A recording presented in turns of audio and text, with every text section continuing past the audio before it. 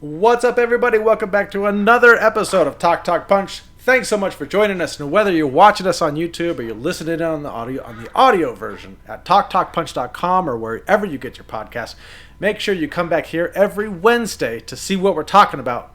Kind of like this week's topic, we are going spoiler filled on the Suicide Squad. Now, you probably saw that we also have a spoiler-free, a little short episode, spoiler-free, where we kind of talk about some of the stuff that... Not some of the stuff, because it's spoiler-free. We talked about generalized ideas on some of the stuff we liked and we didn't like. But no spoilers. That's for this one. It's going to be a doozy. It's going to be interesting, because if you watched that one already, you'll know that Charlie and I didn't really feel the same way about this movie. So, I am Brody Hanson. That right there is Charlie Hickman. Charlie, you didn't like this movie. I didn't hate this movie. I wanted to like it more than I ended up liking it. It was kind of, it was all right. I'll be honest. I was actually fairly surprised, because Guardians of the Galaxy is one of your favorite movies. It's probably your favorite Marvel movie. Okay. Spoilers for if we ever do a top 10 or anything like that. It's your favorite, if not like top 3 or so. It's one of my favorite, yeah. And I thought this felt like Guardians. You don't agree with that. Felt like Guardians in more of a violent, unexpectedly violent way. Okay. There's definitely some James Gunn parallels, because he's got a style that he directs in. But I mean, I like Spielberg, but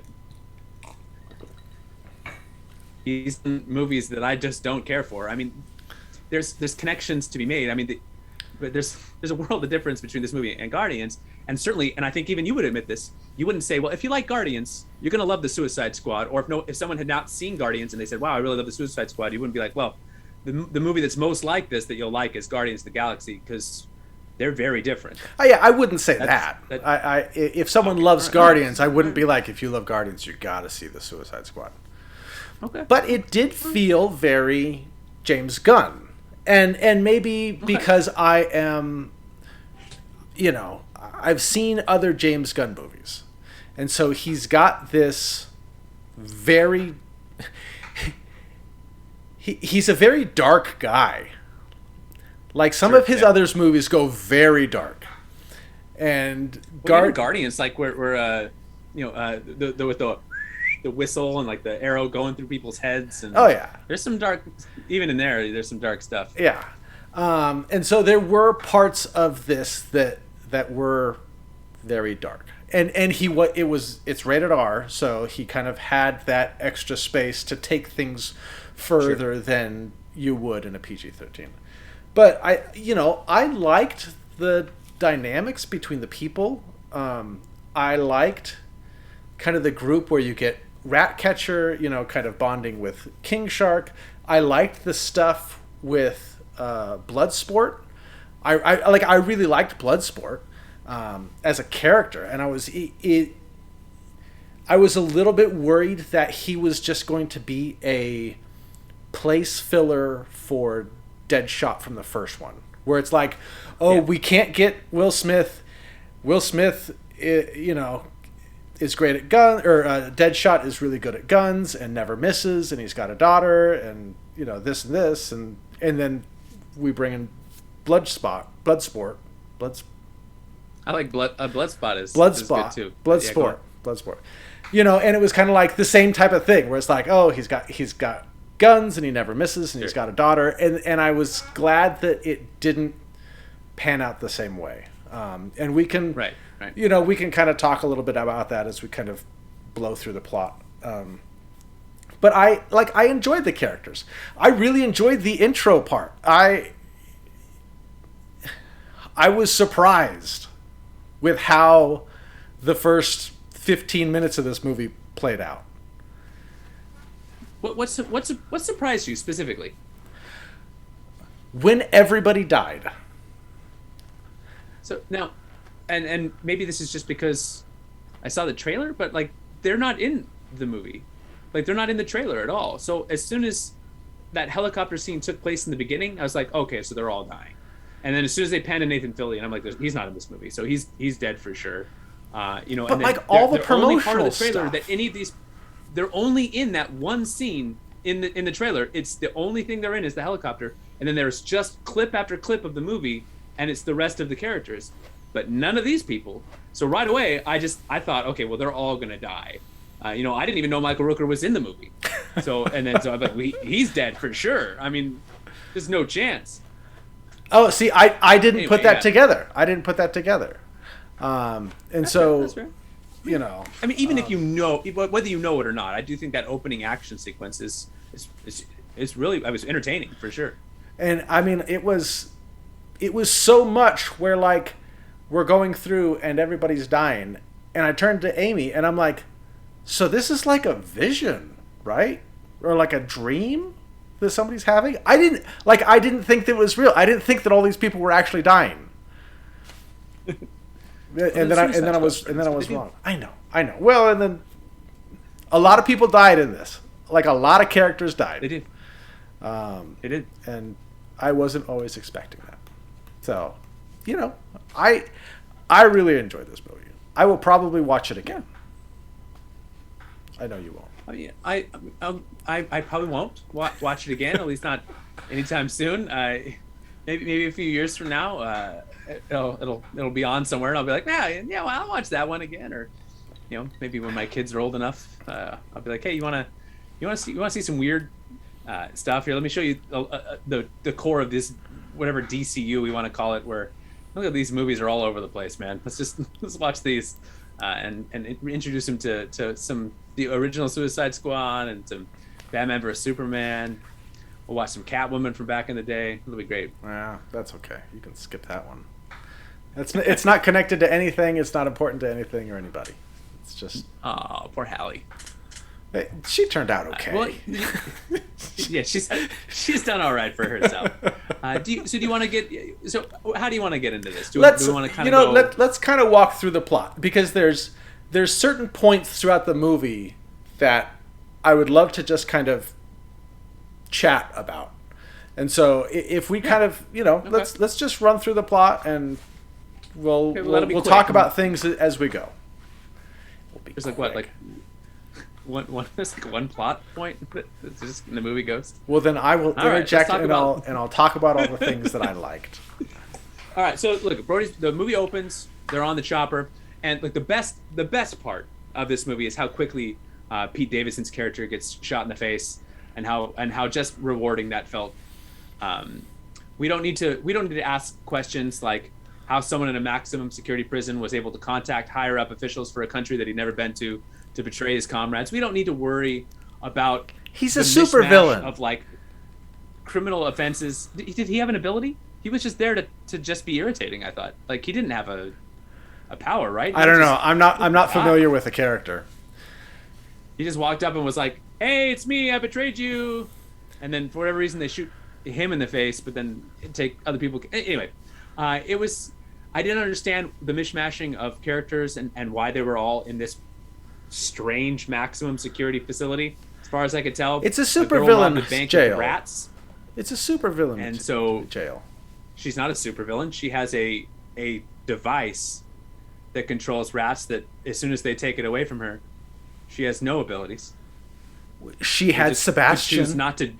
She still had Sebastian. Choose not to jail her with the device, and then she'd just be like a girl. I think Sebastian. She is on the same. I think Sebastian was actually her friend, even without the device. Okay. Well, again, that rat was adorable. Society at large. By the way, how did she get caught robbing a bank? By the way, when she has full control of her rats, who, by the end of the movie, realized she can do anything, like literally anything, because there's no way the level of pure coordination that all these rats had. I mean, that is an amazing power that she was able to make them do all these things. How did she get caught robbing a bank? Did she go in with the rats? Did she walk into the bank and go like, "Hey, I got all these rats. give me the money or I'll have them chew your eyeballs. Why wouldn't she just sit across the street and just send the rats in and they get the money? And no one's thinking, you know what? These rats, they're taking my money. I bet someone's got like a light bulb device that's controlling them across the street. How'd she? And apparently she's just as bad as like the weasel who ate like 37 small children. I mean, it was a weird mishmash of characters, and I didn't understand why they were all in the same prison. And and you know why they were there? Convenience of plot. Sure. Of course. I mean, like, it's like, why is Ratcatcher there? Because she needs to be there for the end of the movie, and because we need a surrogate daughter character for Bloodsport. It just the whole movie was very contrived. Well, I will talk about some of my grievances with that, and I don't think it needs to be. Like, I don't think it needed to be as contrived as it was. I think we could have given people like a better backstory to uniform I didn't think some it was of the that criminality. Contrived. She robbed a bank with rats, Brody, and she's sitting in a maximum security prison with paid assassins, and she's going on this death mission to knock 10 years off of her sentence. What is the sentence for armed robbery of a bank? She's a young girl. Maybe she killed people with the rats. She didn't. They specifically went out of her way to say I had rats, and they considered that a weapon. So I got charged with armed robbery. And apparently, each arm of the rat or leg cost her. Anyway, and all right, I'm getting ahead of myself. So everybody dies except for, of course, Harley Quinn, who's never in any danger in this movie. There was never a moment where you thought, oh my gosh, they're going to kill her off. Right, bro? Well, you skipped the whole helicopter scene, Charlie. All right. Sorry, go ahead. I've never I thought that helicopter scene with all the people was super funny. Okay. I laughed out loud every time I saw Weasel. And like, what a creepy character design. And he's just sitting there, and he's just he's got these wide eyes and these teeth, and the whole conversation of like, what is he, a dog? And like, and they're talking about like, what dog has opposable thumbs? And then Nathan Fillion is like, he could be like a English shepherd or something, like all that stuff. I thought, and then they thought maybe he was a werewolf, and then some people freaked out about that. The conversation about TDK and his name, and Javelin is like, "What does your name stand for?" And he's like, "It's just TDK." And then somebody said, "So your name is just letters?" And then somebody else said, "Everybody's name is just letters." Come on, Charlie, give me something, man. You didn't think this was funny? No, I told you. I had the thought, that's funny. Oh my! I just didn't laugh out loud. Now, listening to you recap it right now, that made me laugh out loud. You delivering the dialogue for that did it for me. So maybe that was just the missing. Oh, it's just one guy telling the story. I'm just gonna recite this movie to you.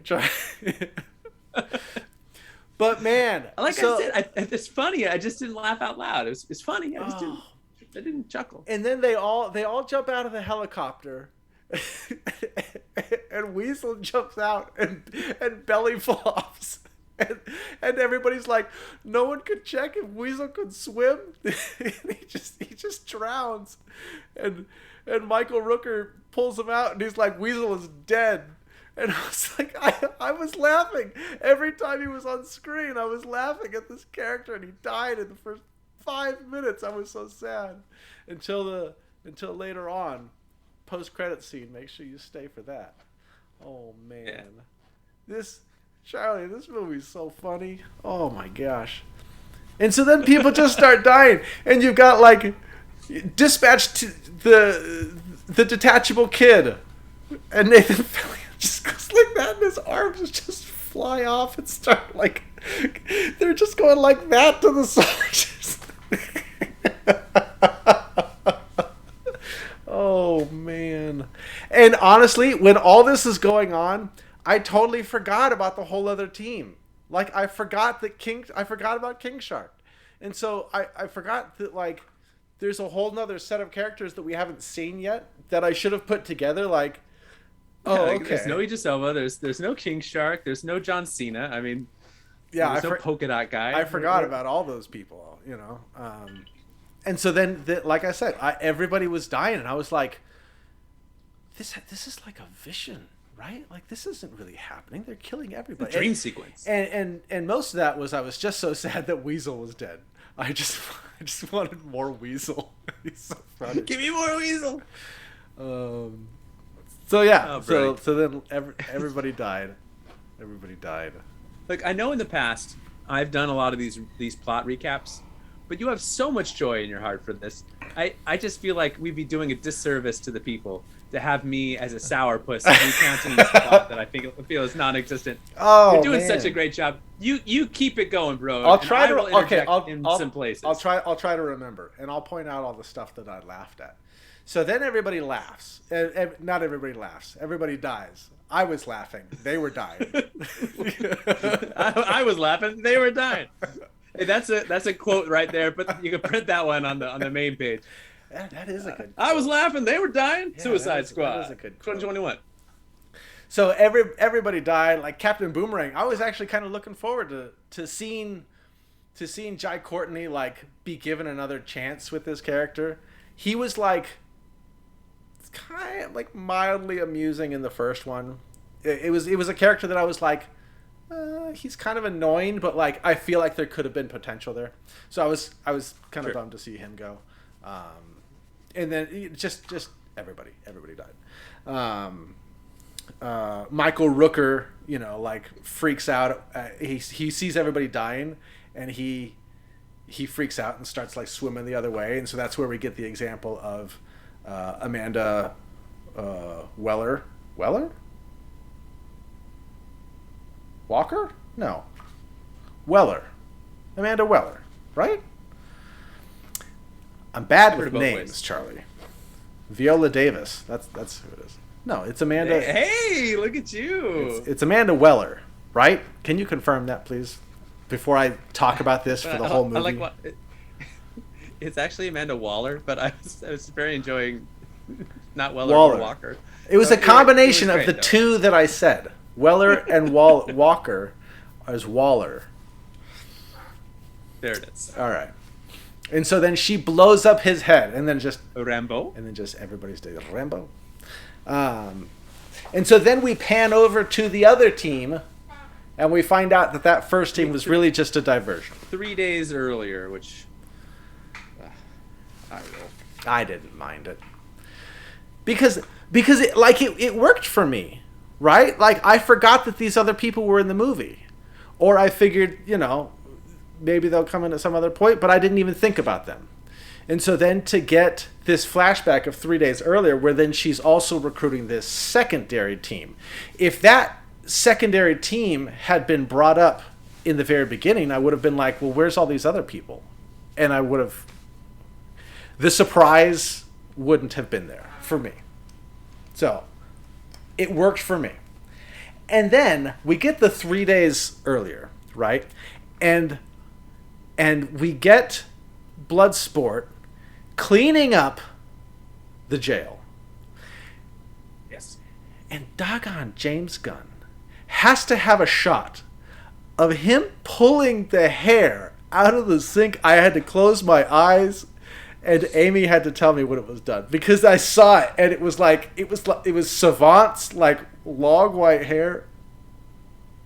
Oh. I was wondering if that was gonna bother you or not. I was thinking of you. I saw it and I was like, no. Then I had to close my eyes, and Amy had to tell me when it was done because it was really gross. It was really gross.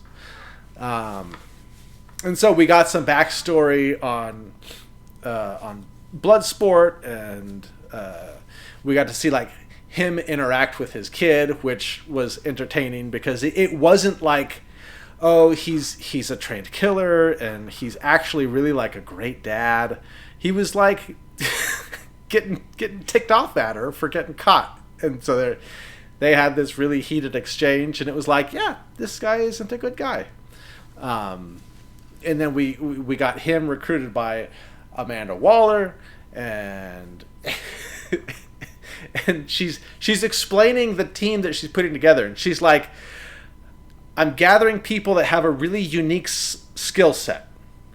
And so Bloodsport, like, is really good with guns and never misses. And then they go to John Cena, and they're like, John Cena, he's really good with guns and never misses. And Bloodsport's like, what the heck? Like, that's my thing.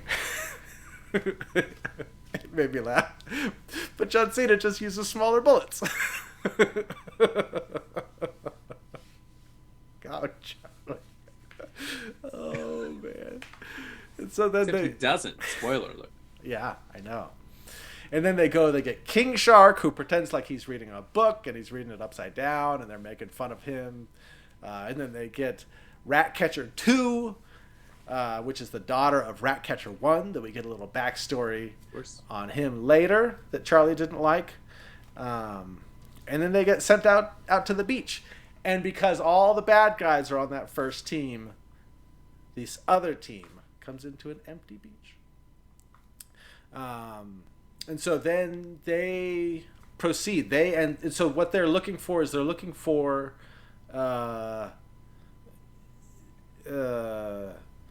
was like a family that was the government that was in charge, and the U.S. was kind of like, whatever, they're not great, but they could be worse. And then another guy came in and killed that family, and now they want the Suicide Squad to go in and get that guy. Did they know about the extraterrestrial thing beforehand? Uh-huh. Okay. Oh, that's right, because Yeah, they needed to get the Thinker. Yeah. Yeah. So they're going. And then at one point, we find out that Rick Flag was captured. He was not killed. And so... I'm sorry, Brody, did you say they captured the flag? They did. Ooh, that's a good one, Charlie. They should have used that. Man, should have brought you on to write this movie. I can write bad jokes with the best. So then they go to save Rick Flag, and so before that they camp, right? And so we get a little bit of talking. We get camp. We get Polka Dot Man, and he's starting to like light up with all these polka dots, which I thought was funny. And then when they're sleeping, Polka Dot Man gets up at one point, and he's just like his face is all swollen with these bright polka dots, and he goes and he vomits up or something. He expels all the polka dots somehow, and it's just really bright and light. And then we get King Shark trying to eat Ratcatcher. You know how I feel about this thing, and we talked about it in the Snyder Cut, and we've talked about it in other movies, where like a character has a gun on somebody, and they're like getting ready to shoot them, but they're just holding the gun there and not shooting it. King Shark's got the girl, he's got his mouth open, and then he's just freeze framed with this girl burrito, and long enough. He's holding her in suspended animation near his mouth for the rat to run across the camp, wake up Bloodsport, and Bloodsport to see it and go, oh my gosh, why? And then pull out a gun and shoot him. I mean, for the rest of the movie, he just picks people up and puts them in his mouth. But for this part, he's just like... Well, we don't know how early Sebastian noticed and then at one point just stop. You can see, if you watch the clip again, he's literally just holding her completely still with his mouth open, just like... Is he? It's like, I know it's nitpicky, but it's a personal pet peeve of mine. And anytime I see it, whether it's with dialogue, where someone is obviously supposed to... Sure. Interrupt them, and they stop, like, clearly short. Sure. Or the gun thing, or in this case, a shark eating a human. Come on, just make it fast-paced. Yeah. No, and wake up, something else, but yeah. Brody. And I agree. I don't like when they do that either. I didn't notice it this time. I was probably so enamored with Sebastian the rat. You're so busy. I was probably Sebastian. Busy laughing. Yeah, Sebastian was so cute. They should have had him sing "Somewhere Out There" at some point, Brody. They should have had Ratcatcher get lost, and he could have just gone up, and then they played the music. Somewhere out there. Come on. They should have. I wonder if they have the rights to that. Um, and so then we get Ratcatcher trying to bond with King Shark, and King Shark says he doesn't have any friends because she says, "Would you eat your friends?" And he said, "No, but I don't have any friends." And so she's reaching out and trying to be his friend. And then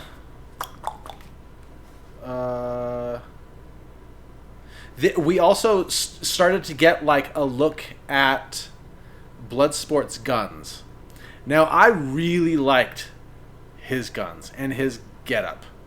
I thought it was a really cool effect. That he just had these things like all over him that could just like turn into guns. And he had stuff that would like come out of his wrist thing and could become guns, and then they can like he can like add stuff onto them and they become bigger guns. I thought it was all super cool. I really liked it. That was cool. We also got John Cena in his tidy whities, and then and then Bloodsport said, "Why are you in your tidy whities?" And John Cena's like, "Well, that's racist."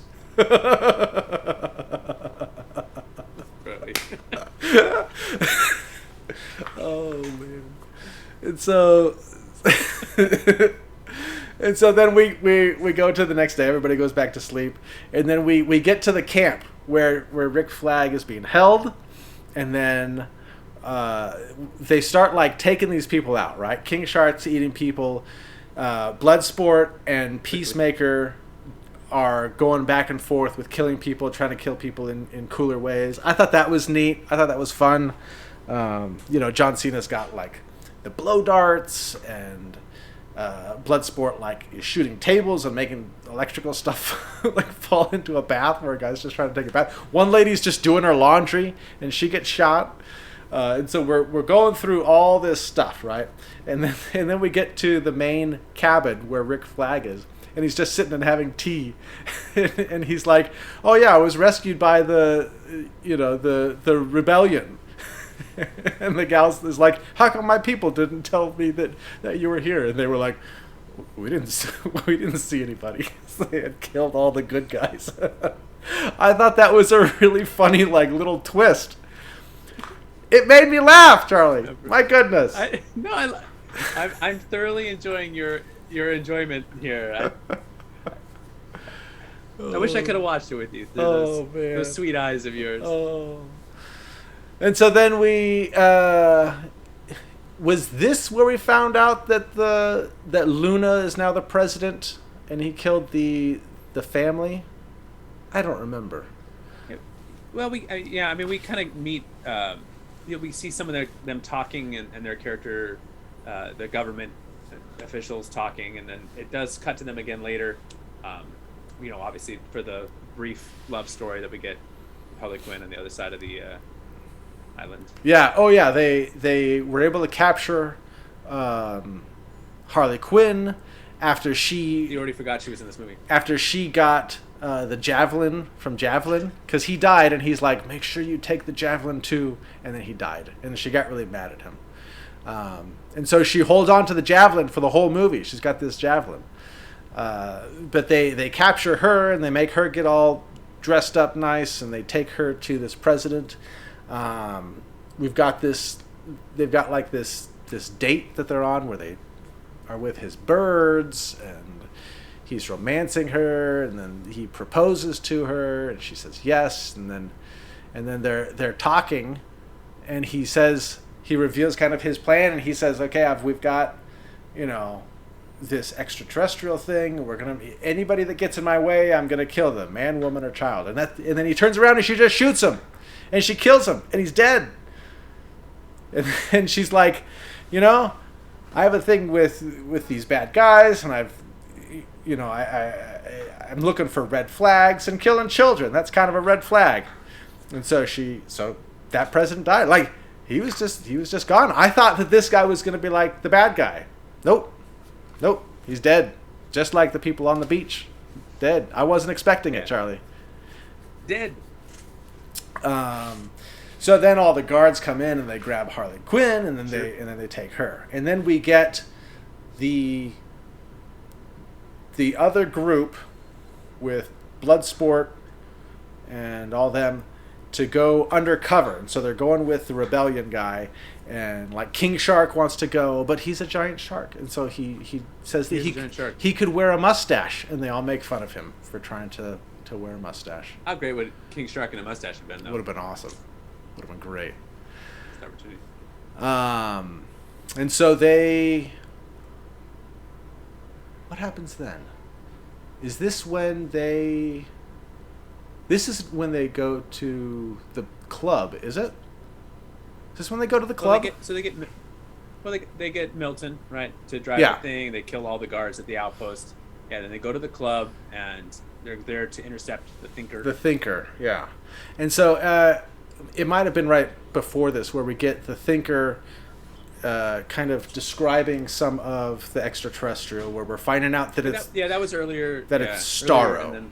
And so we right find... Before here, we get the new bad guys. They light all the birds on fire. Oh, that's right. They killed all the birds. The new bad guys are like worse guys even than the guy who's now dead. Yeah, so they keep... The people in charge keep dying, and worse people keep taking over. But as Charlie said, we got a little bit before this, we got the Thinker kind of explaining and revealing that Starro is involved. And so he was just floating out in space enjoying the stars, man. And the astronauts just like opened up the door and brought him in and strapped him to the wall. And but we don't know that yet. We don't know that yet? Right? No, I thought that... We don't know that USA astronauts. Oh, well, yeah, not the... No, I thought we did, because I thought one of the guys had said, like, oh, stupid Americans, not even quarantine. And they just, like, brought him in. I thought that happened at like, the intro scene with all that.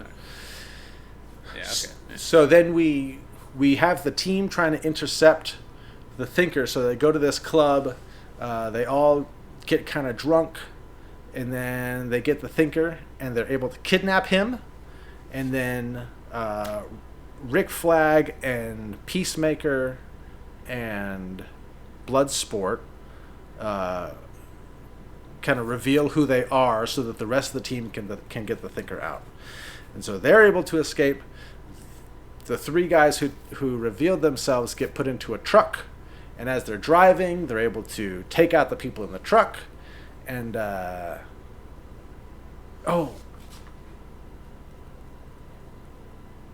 was it here? No, it was in the truck. It was in the truck that they find out that Harley Quinn is actually still alive, because they thought that she died at that beginning scene on the beach with all the other guys. And so then, after they take out all the guards in the truck, they decide that they're going to go to the place with Starro, but then Rick Flag says, actually, we're going to go get Harley. And one thing that I want to point out here, because this one was really evident, but throughout the movie, we're getting these really cool, almost like chapter titles of the movie throughout the movie. And so, on this one, we have like Operation Niflheim. I think that's what it was called, where Starro's being stored. And then, like, after Rick Flag says that they need to go get Harley, like, the Niflheim like goes out, and in the smoke it says Harley. And so it's kind of like introducing these new segments of the movie. It felt like DVD chapter titles, and I thought it was really neat. Right. And I really enjoyed just that little like flair that was thrown in there. And so then we go back to Harley, who is being tortured, and then she ends up killing the guys that are torturing her. And then she's able to get out. She gets she gets guns, and I really liked this sequence as she's walking down the hallway and she's just shooting everybody, and then she gets her javelin and she's killing everybody, and there's like, it just in her own mind, like there's just flowers kind of floating everywhere. I thought it was really neat. I thought it was well done. You didn't. I could see it in your face. Look, it was a great scene. It was cool. Like, Margot Robbie's fantastic. She did, by the way, she did that foot, grabbed the key with her foot and then unlocked the lock. She did that like herself in like one take. Did she really? So that was like a real shot of her doing that. Huh. It's pretty cool. Look, this is what I'm talking about. Like they're torturing her, like endlessly torturing her, and she's just perfectly fine, which is no big deal. She's just like whatever because she's a superhero. And then they leave the room, and the guy's like backs up as close as he can get to her, and then turns around to like look at his phone. Like there's just so many ways. There's so many ways she could get free. There's so many things she could do that would require her to be clever or to be cunning. Do we need the guy to just like back up and stand like straight out of like a bad 80s action movie where like the guard's like, the only way for me to know if he's dead is to put down my gun and to bring my face really close to their face and get right, and then oh no, he headbutted me or bit me or whatever. It's just like, come on, like the whole and then people are literally running at her, shooting machine guns, like running towards her with guns, firing like point blank range instead of just standing there shooting. Like, just don't give them guns. Give them like hand-to-hand weapon. If you want them to run at her when and this is after she's done shooting them. Yeah. She's just running down the hall with a javelin, and guys are like, "I'll get you with my long-range weapon from close range." Like, I just think at some point we don't need that. Those could be guys that have batons or swords or nunchucks or brass knuckles or no weapons. Guys are running with pistols, just aimlessly shooting and somehow missing her. That's fine. Like, it looks cool, and it's not like just this movie that does it. Like, I love Star Wars, but the stormtroopers, even in Force Awakens, are like, oh, in the opening scene, these aren't your parents' stormtroopers. Look, they're shooting, they're hitting the targets, and then later on in the movie, they can't hit anything again because we can't have our characters getting shot, but we're gonna still write scenes where they're getting shot at endlessly, and like that stuff kind of it bugs me a little bit. There's just ways to write action sequences where people aren't getting shot at and being missed from point blank range. Like, we can just do better. And why can she spin in circles and just shoot everybody? Is that her special ability? Why does everybody in this movie have that special ability? It's not special if everyone can do it. Because they're super villains.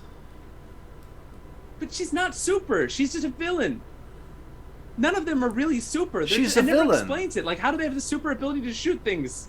It doesn't make any sense. She's a great actress. She plays the hell out of that role. It doesn't make any sense. I don't get it. But if you don't think about it and you just enjoy the aesthetics of it, it's very nice. Yeah, I didn't think about that.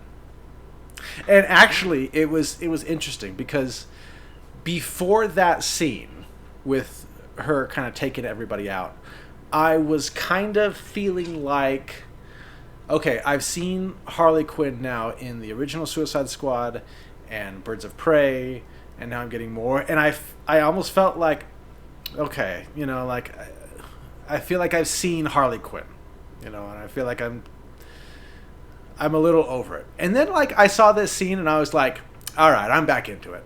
And I don't know, this scene kind of turned her around for me in this movie. Before that, it was this kind of like, okay, it's Harley Quinn. She's a genius and an idiot at the same time, and she acts like she's a 4-year-old, and she just gets distracted.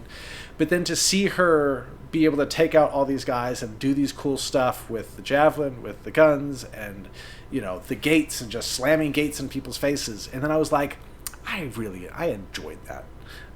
And then she just Did you see Birds of Prey, or have you not watched that? Yeah, I watched that. Yeah, I mean, like there's some great action sequences. I think they did a better job in that movie of giving her more of an acrobatic tint to some of the things that she did, more stunt work. Sure. Where instead of just like walking down like a static hall, like just part of her character, I think it's her, the agility and the acrobatic. She's a clown, right? I mean, like just giving her like more things to do, where she's like, I don't know, snapping guys' necks and things like that. Would have been more interesting to me than just more gunplay.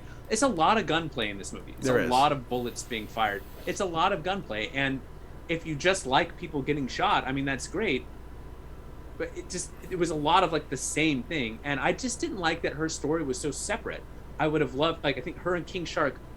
I'd watch a buddy comedy of that. Like, give me a half hour of her and King Shark just like having conversations, like just like 5 minute at a coffee shop or like a Denny's, King Shark and Harley Quinn just out there would have been great. Like, it just, every time they showed her, it reminded me, we talked about like Justice League, and then all the superheroes are fighting, and then Batman's like running up like 5 minutes later, like I'm coming, I'm Yeah. coming. And, he's just like, at some point he's out of place because he's just a guy. Uh, and in his universe, he's the guy. But when he's like with the Flash and with Superman and with Wonder Woman, he's kind of like just a guy. And it does at times feel that way in this movie. Like Harley Quinn's like an afterthought. She's just like, she's cool, she's awesome, but she's like a normal person in the midst of all, like a giant talking shark and people who can apparently close their eyes and shoot a bullet 400 feet up in the air and have it land in someone's eyeball. At some point there's just like this sense of like, how do I fit this character into this world of like polka dot men and giant sharks? And it just doesn't always work for me. And the way they chose to do that was by just like separating her completely until the end. I don't know. I feel like the best part of her would have been her witty dialogue and her humor and her persona in the mix with like a more serious character like Bloodsport. Sure. And that the way they played off each other towards the end, I thought was entertaining. I would have loved to have seen more of that instead of waiting for 2 hours into the movie to get them interacting together. Gosh, this was a long movie. 2 hours and 12 minutes, Brody. Yeah. This is a very long movie. And there's just not a lot of plot to it. It was just like a lot of people getting shot for 2 hours and 12 minutes. Oh boy. I don't mind Brody. it. I don't mind it. Well, she does need rescuing, and I thought that was good. I'm glad they didn't go like damsel in distress. They're trying to do this elaborate plan, and she like walks up and is like, "Hey, what you guys doing over here, huh? What are we doing?" Yeah, I did like that little exchange where they're like, we've got one person on the roof ready to kill like the one lone person in the office, and Bloodsport's like rappelling up the building, and then she kind of walks up and she's like, "What are you guys doing?" And they're like, "What's going on over here? We're here to rescue you." And like Bloodsport comes back down, and he's she says like, and it was nice because I think she seemed really touched that they were going to come after her and help her. And so she's like, "I can go back inside," and at that point, Bloodsport is like, "That's really patronizing." But I liked that. I liked that little exchange, and she, they were looking out for her and they were there to help her. And so then after this, then we're on our way to Niflheim.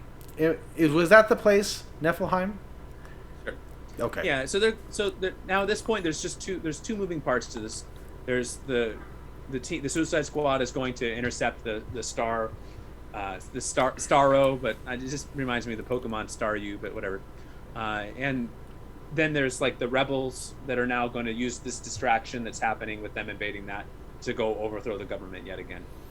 So these kind of two things are happening. Our heroes converge on this, and we get to our third act here. This kind of like long sequenced end to this movie with Starfish and more people getting shot. You want to describe the ending here? Or? Well, we did get take us home, bro. Yeah, we got a little scene of them kind of interrogating the Thinker on a rooftop, and they're laying down some rules. And Harley Quinn is like, "Oh, like if you have a personalized license plate, you die." And a couple of those hit and a couple of them missed. I was kind of like, yeah, that one missed for me, And so it's not every joke hit for me in this movie. Wow, I mean, like for you to not like a joke, that's bad. I know, right? It was bad. But that was one scene where I was like, but then after that, he's the Thinker is saying like, "Okay, you guys aren't going to get in. This is heavily guarded. You're not going to be able to do it." So then they get into this van, and then they pull up, and it starts raining. And it got super bright. I remember it was like super bright. I'm not sure why it got so bright. Was it just the rain? Was it like the reflection of the rain? I don't know. It was just to make the shot look cool. It was a style. This was a style choice. Just a style choice. Didn't make sense. Whatever. It didn't make sense to me. I don't know. But they were able to walk up in the blinding light and then just start shooting away at all the army guys. And we did get some neat shots. Okay, we got some more Bloodsport using some cool weapons. He had it was almost like a bow and arrow thing, like in his gauntlet, where he's just like pulling back and shooting. I thought that was really cool. And then we get this shot of King Shark, who walks up to a guy, and I thought he was just gonna eat him, but he picks him up and just rips him in half, like right as like lightning comes down, and he's like roaring. I laughed out loud for that one. That was a pretty cool shot. It was a neat shot. It made the blinding effect worth it, because I was like, that made me laugh. So then they're able to kill all of the army, most of the army that was stationed there. They're able to get inside the building. We get some. They kind of break off into different teams. So we've got some people going with a thinker to Starro. We've got some people planting explosives. Their plan is to blow up the building, right? And so, right. Where did? Yeah. So people are planting explosives, like Peacemaker and King Shark, and was Bloodsport planting explosives? No, he wasn't, because it was he is, but we don't know that he is. So they show an interaction between Peacemaker and King Shark, and King Shark makes the little Peacemaker out of plastic explosives. Yeah. And then it cuts to the people down in the basement, and then Peacemaker joins them down there. So we don't know what Harley Quinn's doing at this point. We don't know what Bloodsport's doing, because it's going to do this thing. That's right. Where they have this scene, and then they're like, meanwhile, a little earlier, and then they go back and they show you what Polka Dot and the rest of them are up to. And that cut was a little weird. I wasn't really sure why it was cut that way. But yeah, so we get some King Shark and Peacemaker. We get some exposition with the Thinker and Rick Flag and Ratcatcher 2, where there it's revealed that a lot of this stuff was put on by the U.S. government, and that they just, they want to experiment with this mind control of Starro, but they don't want to do it on U.S. soil, so they're doing it here. Sure. Rick Flag, at that revelation, kind of freaks out, and he's like, I'm done with all this. He takes a hard drive out with all the information, and which he found very quickly. And it didn't seem to be like mounted into any computer. It seemed to just be sitting inside like a little cubby. He's like looking at the panels, and then he like lifts one up and just like pulls out this little tiny, it was like a little like solid state hard drive. I was like, it is. That thing's like 250 gigs. Like, right? Yeah, this is like if you and I were making a movie and we're looking around, we're like, all right, we need something to look official, like a hard drive here. Grab your external, let's go. Yeah, it's not a terabyte even of information out there.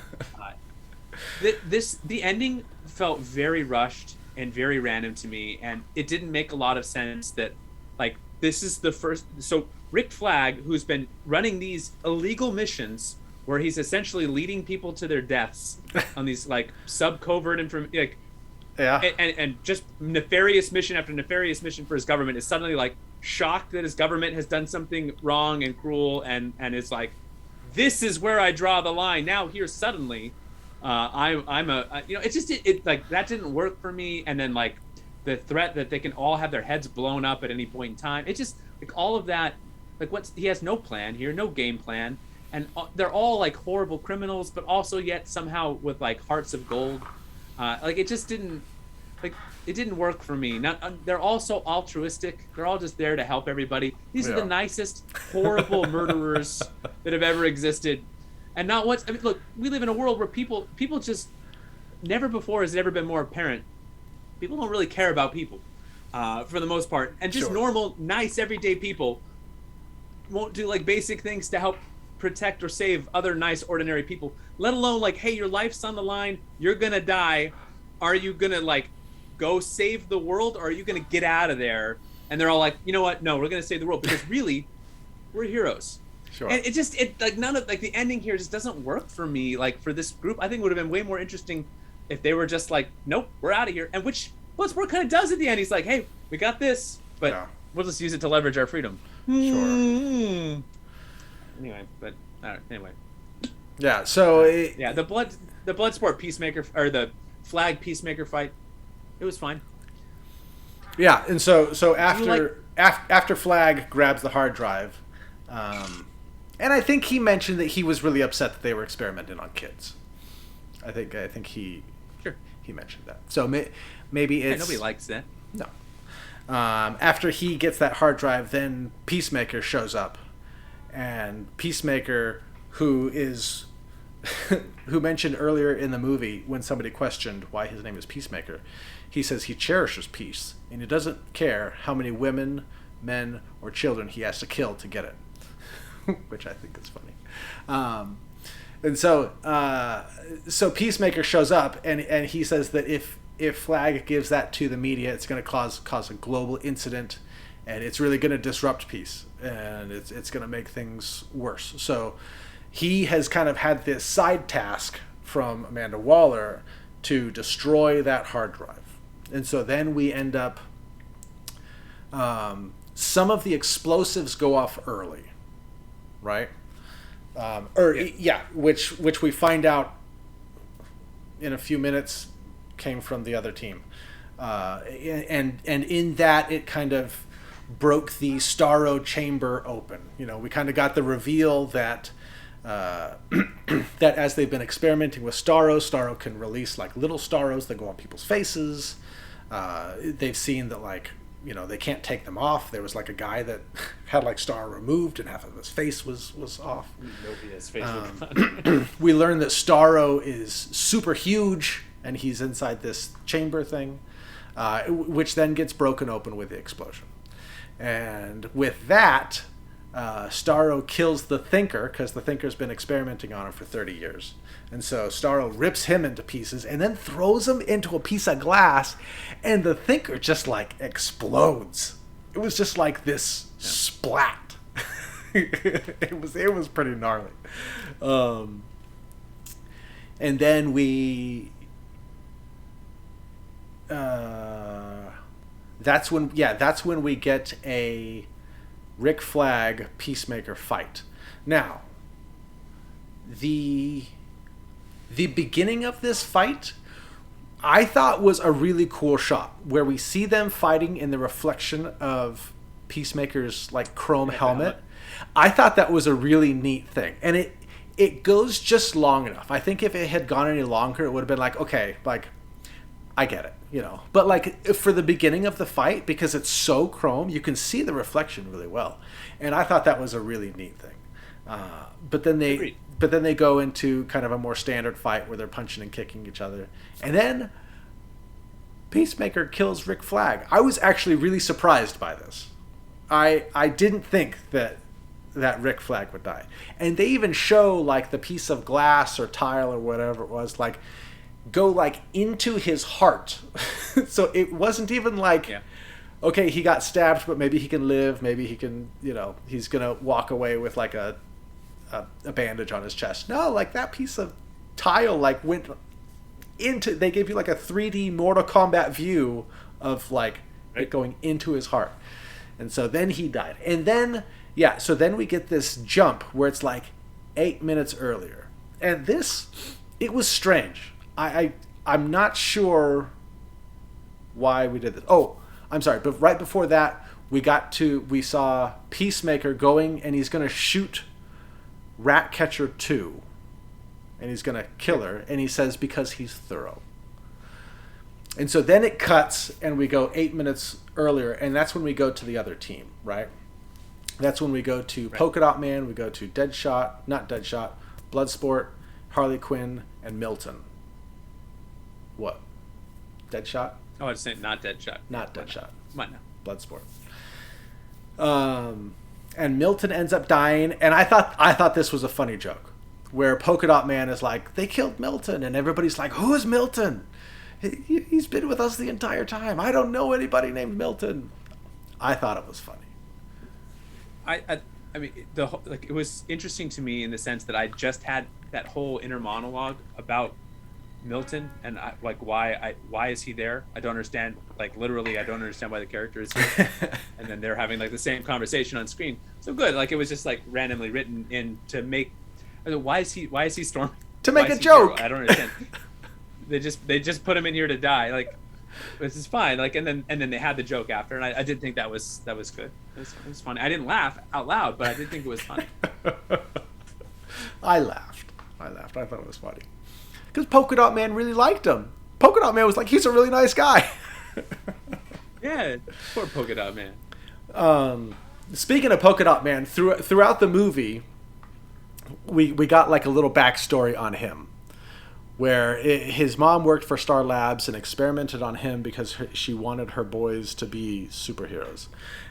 and so the reason that he kills people is that he envisions everybody as his mom.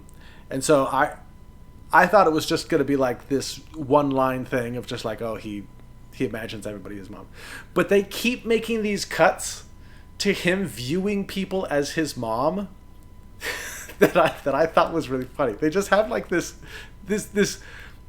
older lady that they're like putting her face on like all the different characters, and it keeps coming back, and I laughed out loud every single time that happened. Come on, Charlie, that didn't make you laugh? No, I mean, I don't know. Yeah, it was fine. Oh man, it was such a funny effect. Charlie, gosh. It was clever. I'm glad they did it. Oh. Yeah, I mean, by the third time, you kind of know it's coming. I don't know. Yeah, it was fine. Oh man.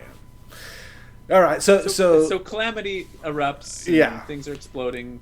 Yeah, Polka Dot Man throws his polka dots and sets off a bomb, which is the bomb that went off early that released Starro, and started the chain of explosions going off throughout the building, right? And so their idea was to blow so many different levels, and then it was going to collapse. We also got this really sweet scene of King Shark and these little aquatic alien things. I guess they were aliens. I'm not sure what they were. Where he would run and they would follow him and they looked at him and he called them friend. And so then when the explosions came off and all the glass broke, they all started attacking him. I thought King Shark was going to die because they're like latching onto him and he's like ripping them off and he's like ripping off parts of his flesh. I thought they were going to kill King Shark right there. There's no way they're killing King Shark. I'm glad that they didn't. But I thought that they were with these cute little aquatic alien things. And so we get King Shark with the rush of water kind of gets sent out the building. Everybody's kind of scrambling as they're trying not to fall out the building that is exploding. And then we get more army people show up, right? This is where things start to happen really fast. And so hopefully I can put this all in my mind correctly. So the building's exploding. We get Harley and Polka Dot Man are able to get to like stable ground. Bloodsport is standing on a place that just starts collapsing, like the floors just start collapsing, and so he just starts going like floor by floor, and each one it's like Fall Guys, Brody, the video game. Is it? Like the last level. Remember the last level on Fall Guys where you're like running around and you're trying to jump on those little supports and they keep falling? Oh. And then you could be at the very top level and then you fall all the way down. Yes.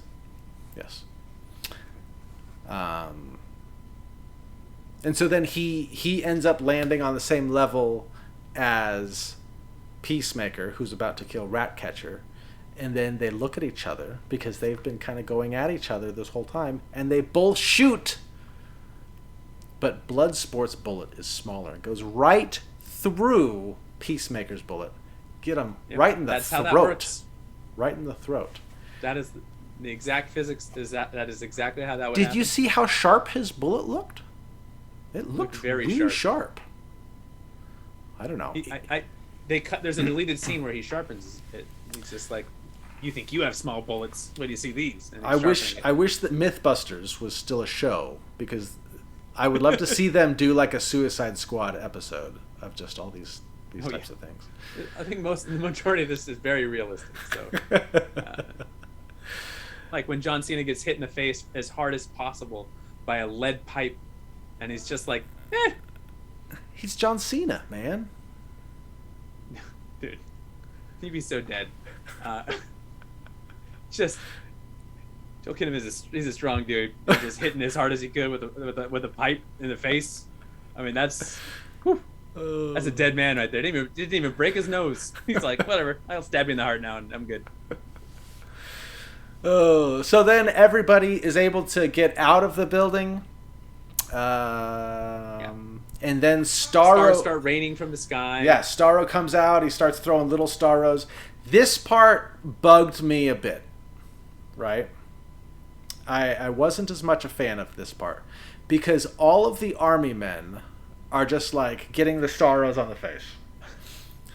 And then all of the main characters are just, Ratcatcher notices it, and so she puts on her mask. So she's like, cover up your faces.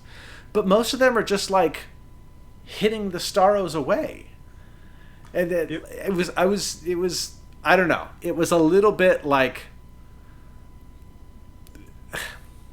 I feel like something else could have been done. Like, agreed. I did like that the little Starros were just kind of flopping on King Shark, and just they didn't know where his face was because he doesn't really have a face. Bloodsport is just kind of shooting them. Polka Dot Man is just kind of waving them away. Harley Quinn, I think, is got like her she's elbows. just doing that. Like, is that all that it takes to avoid Starro? Like, Starro's getting ready to take over the world. Nobody else thought of it.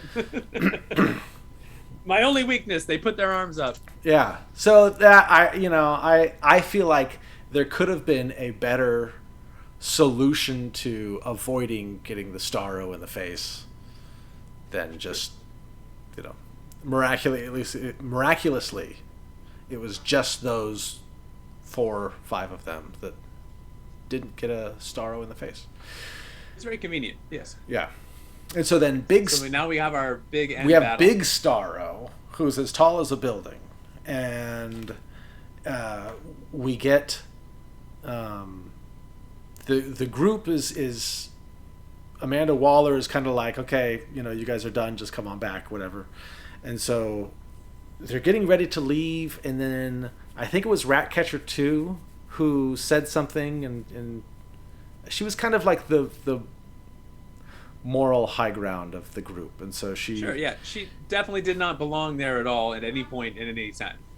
Yeah, she was just a nice young girl who probably robbed a bank. Yeah, with rats, and didn't belong on a suicide squad. They should have made her a murderer or something, but just being a nice gal who happened to rob a bank. Why she rob a bank? I don't know. Her dad was like, go to America after I die and live out your dream. And she's like, well, I have the technology to make rats do anything I want. Should I make money off of that, or should I try to rob a bank? I feel like there's money in the I can make rats do anything for me market. Start a circus. Just say, like, she could just start an exterminator company. I'm sorry, you got rats? Sure. I can literally just make them leave your place. Sure.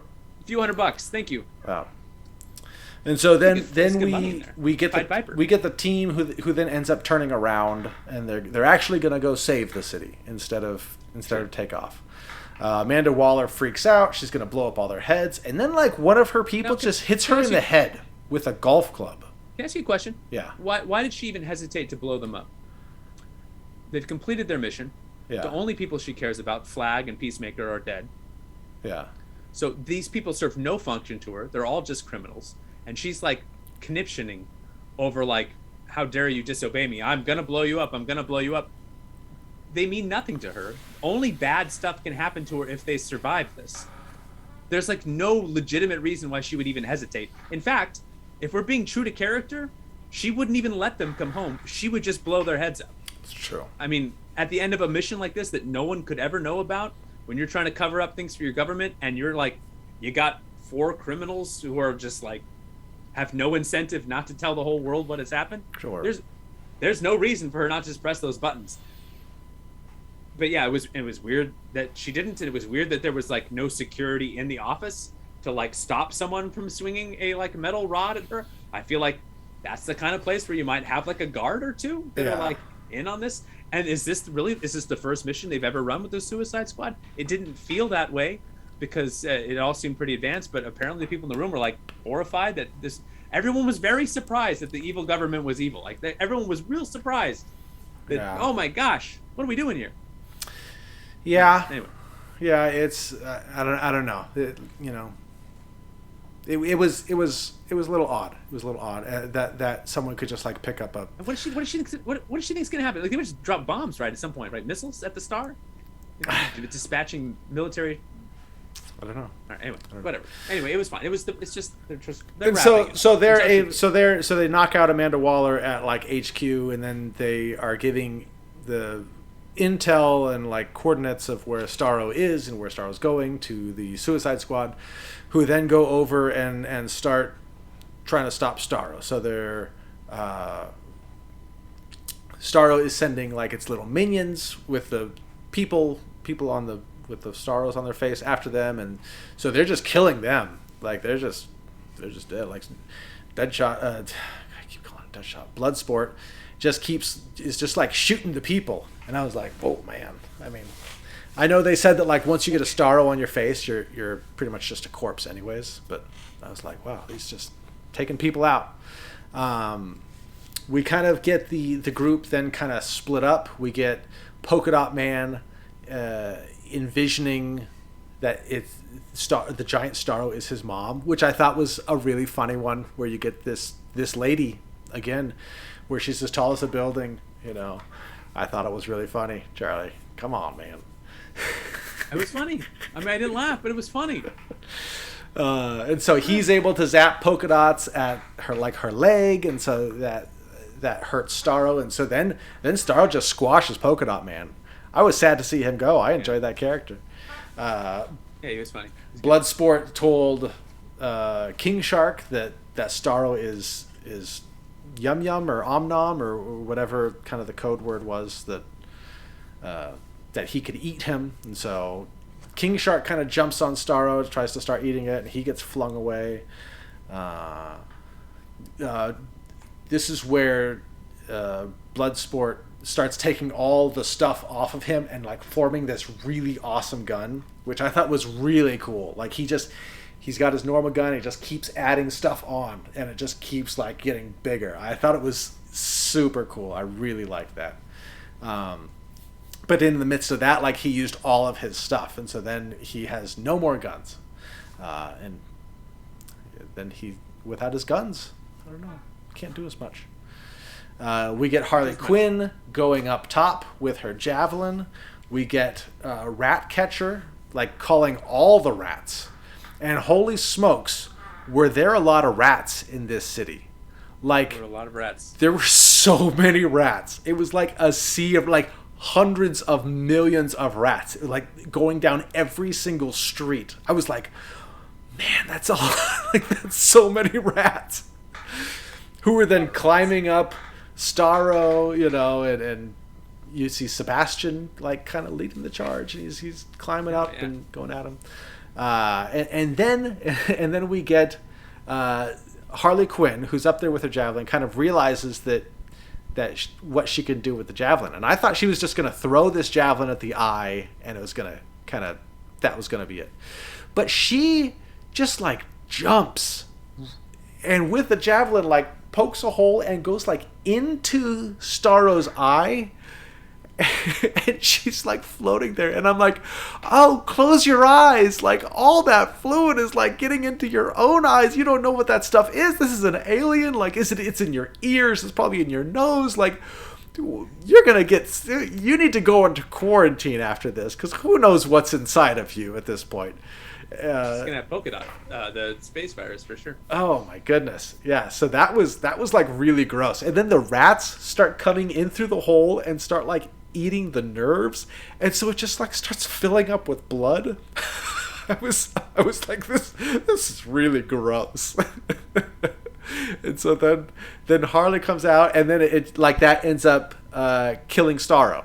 Is like the eye gets busted by all the rats, and it fills up with blood, and that's it. It falls over. It's dead. And then the team kind of gathers, and Bloodsport goes to Amanda Waller, who I guess just woke back up, right? Totally fine, and no punishment to anyone who may have disobeyed direct orders. Yeah, that was kind of weird. She was okay killing anybody, but somebody hit her in the head with like a golf club, and she's just like, "No, you're assuming good." she's working for people that are even higher up than her. I mean, there'd be some severe consequences for Sure. all those involved.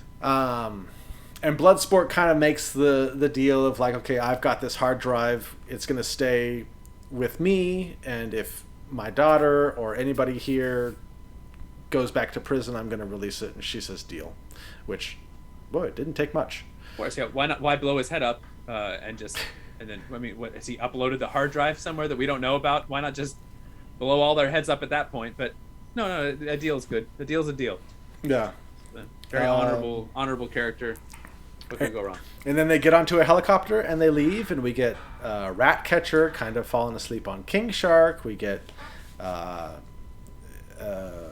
Harley. I think Harley was just sitting there. I think she smiled at Bloodsport or something like that. And then we get Sebastian, kind of snuggling with Bloodsport, who we found out earlier in the movie was afraid of rats, and so he kind of pets Sebastian, and we got some real character growth, Charlie. Character growth. He was once afraid of rats. He was afraid of rats, and then at the end, not as afraid of rats. Yeah, exactly. Exactly. And by the way, that is the biggest character development that happened in the entire film. So 100% I'm with you. That is the biggest growth that we see from any of the characters. The dad stuff did not work for me. Like, there was I felt no emotional connection to them. No. There's a lot of, like, the characters didn't make sense in their motivations. He ghosts his daughter for 14 years, and for whatever reason she knows he exists and is coming to visit him in this maximum security prison or FaceTiming him or whatever to tell him about her, and they're yelling at each other, and then later she's like, that's my dad. Yeah, he's a great dad now. Like, it just there's no emotional impact. He's still an absolute terrible human being and a terrible dad. He's a literal assassin. Yeah, I feel like that could have been played different with the girl and seeing her dad. There was just no emotional impact in any of that. And by the way, talk about like contrived plot things, like a news story on in the background on a television. I mean, come on. That's like the old turn the radio on and it's like escaped convict on the loose. Yeah, and that's one thing that really bothered me with the first Suicide Squad, right, was that we have an Earth-ending event going on, right? It's like this blue thing going like way up into space, and we've got like this small team of soldiers and like just this small Suicide Squad. But like we know that Superman is in this universe. We know Batman and Flash and all these people are in this universe. Like, I almost wish that they hadn't done the news footage, because that almost then makes you question, like, okay, if this is on the news, where is Superman? Oh, sure. I mean, look, he can sense this stuff, right? I mean, he gets that little tingle. Yeah. Aunt May's in trouble, and I mean, like, in a split second, he would have. Aunt May is Spider-Man. Would have known about this and been there. I look, honestly, as they were going through this, because you and I had that exact conversation after the first Suicide Squad. I was like, the only way this is going to ever make sense is if they're there to like steal this and take it back for the government. Like, they have to be just doing something that's completely nefarious. Like, if they just asked Superman to go kill this alien thing, he could just literally fly in there, destroy the place, kill the alien, and fly out. He's not going to go looking for a hard drive. He's not going to like fly in there and be like, all right, I'm here to kill. Oh, wait. Is that a random thumb drive down there that's 25 gigabytes that might contain classified files? Sure. Mm-hmm. Like, just the whole thing, I don't know. Anyway, the point of movies like this is to not think.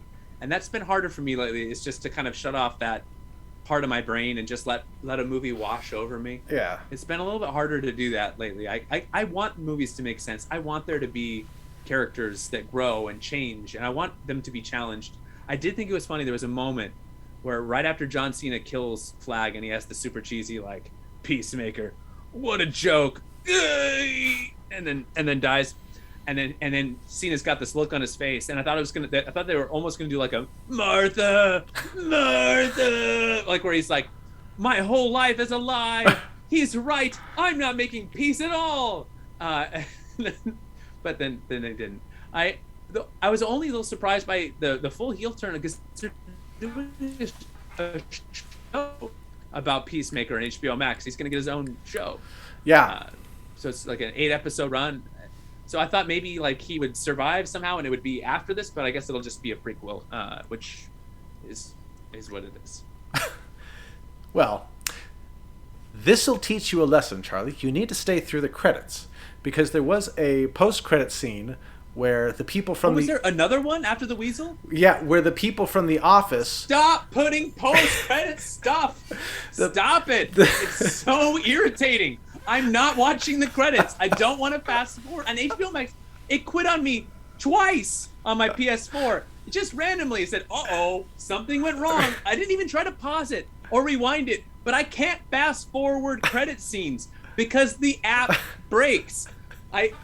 Stop putting stuff after the credits. It was cool in like 1980 something, 1990 something. Stop it. It's 2021. Everything is on a streaming service. Put it at the end. I don't want to fast forward credits anymore. I hate it. I hate it, Brody. Stop it. So yeah, so two of the people that were in The Office with Amanda Waller are kind of, you see them walking and they walk to like a hospital room and the doctor person says like, oh yeah, it's a miracle that he survived. You know, I heard he was, we heard that he was like the hero of, you know, of the city and stuff like that. And the people were like, you know, are you kidding me? You know, like not even close or something like that. And then it pans over and you see John Cena laying in a bed. So he did survive. So we will have our Peacemaker show. So there was that post-credit scene. Worse. So he got shot in the throat and then falls down dead and then he's okay. That's even worse, Brody. The only thing worse than ridiculous superpowers is non-explained superpowers of convenience. Does he have superpowers? No. But can he get shot in the throat and survive? Absolutely. Can he just shoot blindly at anything in the world? Of course. It's not a superpower though. He's a really tough guy, Charlie. I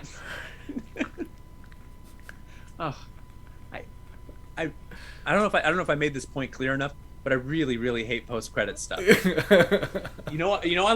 I like the MCU, and there was a time where it was cute. Yeah. But man, okay, it's run its course. With streaming. It's run its course. Stop it. Stop putting stuff at the end of credits. I know we get a lot of powerful executives that watch this podcast. So hear me, DCU, MCU, knock it off. Collectively, we're done with it. Oh man. But yeah, society. But before that, we got an earlier credits scene where we get a zoom in on Weasel, who then coughs up water and then stands up and runs. And I laughed. I was so happy that he wasn't dead. I hope he comes back.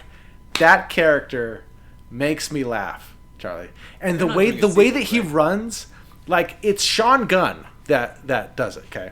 And like the way that he is moving his body, he's like running without moving his arms, and he's just kind of like doing this shuffle. Oh gosh, it's so funny. It is so funny. And so I was very happy to see. I hope that he'll show up in the Peacemaker show. I don't know, something. Yeah, I want him back. Just give him his own movie. Give him a TV show. I want a Weasel HBO Max show, right? I'll take it. I'll watch it. It'll be the funniest thing. I'd love it.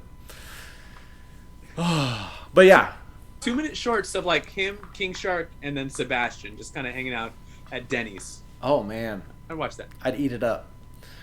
So there you go. That is Suicide Squad, the Suicide Squad.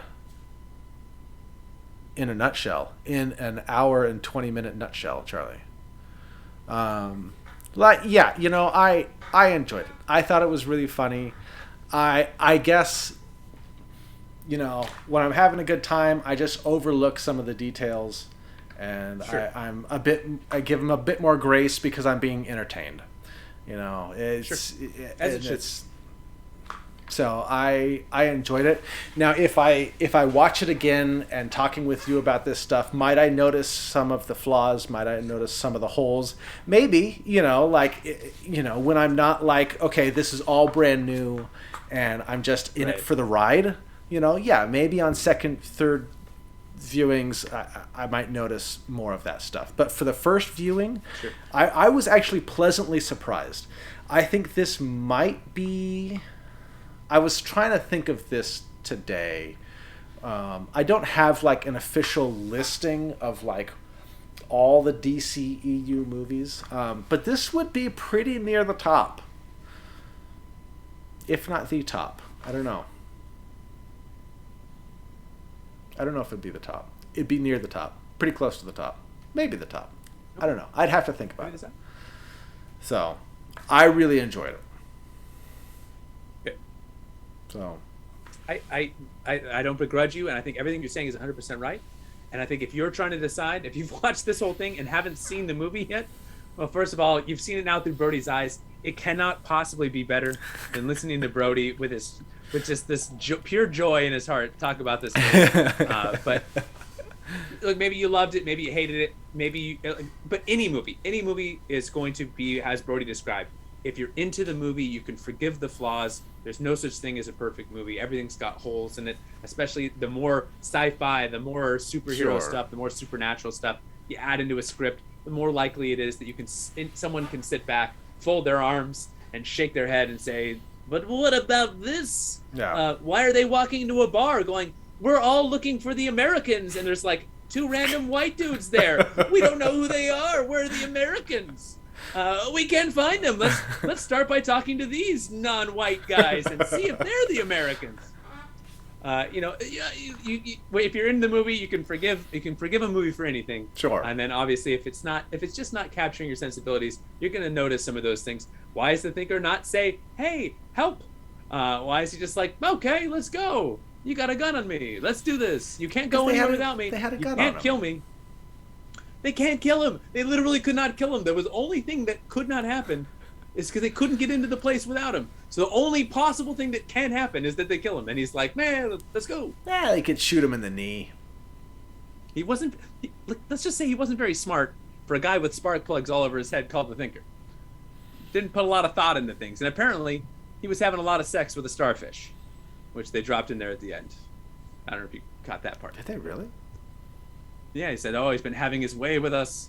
And he's like, Oh. And she's like, I'll put a bunch of rats up you. And he's like, I may actually enjoy that. I did hear that one of the, how would you feel if I sent a dozen angry rats up your behind? And he was like, you might be surprised by my answer. I'm a thinker. Yeah. Hey, it's rated R. Hey, whatever you're into, but 12 angry rats up any part of your body, that ain't fun. I don't care. Whatever. Anyway, off on a tangent. See the movie for yourself if you haven't yet. Let us know if you have seen it. You might as well. You already have HBO. You have HBO. Just pick a night and watch it. Did you love the movie? Did you hate the movie? Were you kind of in between? Look, I didn't hate the movie, by the way. I'm talking about it. I'm taking more of the negative side because Brody's taking the positive side. I give it like a 60, 65. It was entertaining. I'm not mad that I watched it. I'm just not rushing out to watch it again. So, let us know what you thought. And check out our other videos below me. We have another assortment of Talk Punch video fever. In case you like what you heard today, or you just want to support the channel. We always appreciate any likes that you can drop on our videos. And of course, below Brody, you can see those buttons to like and subscribe. We always appreciate you spending some time with us. It means more to us than you know. It does. Thank you for being part of our Suicide Squad as we spin on this little blue marble until it blows up someday. Talk Punch. Later.